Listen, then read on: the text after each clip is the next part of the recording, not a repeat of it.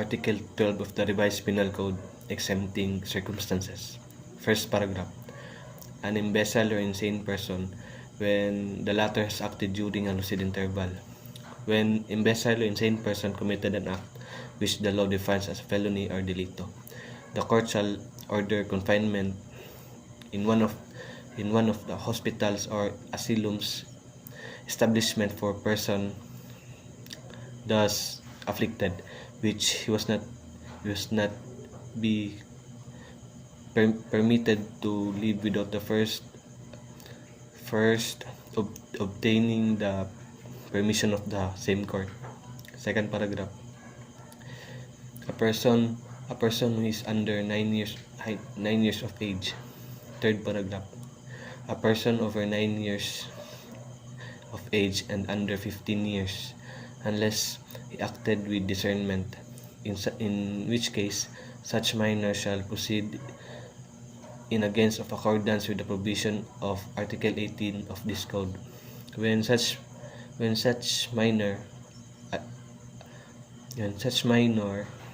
adjudged to be criminally responsible, the court in conformity with the provision of this, the preceding paragraph shall commit him to the care or custody of his family, who shall be charged with the surveillance and education.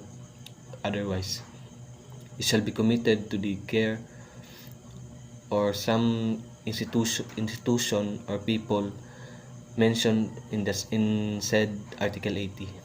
Fourth paragraph. Any person who, while performing a lawful act with due care,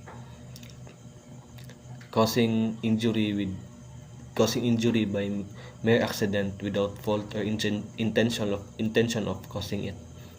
Fifth paragraph. Any person who act under compulsion of irresistible force. Number 6.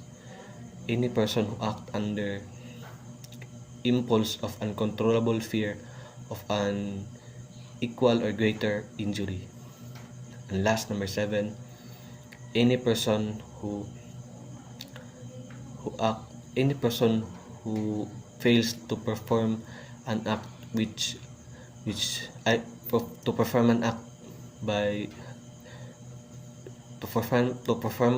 required by law when prevented of some unlawful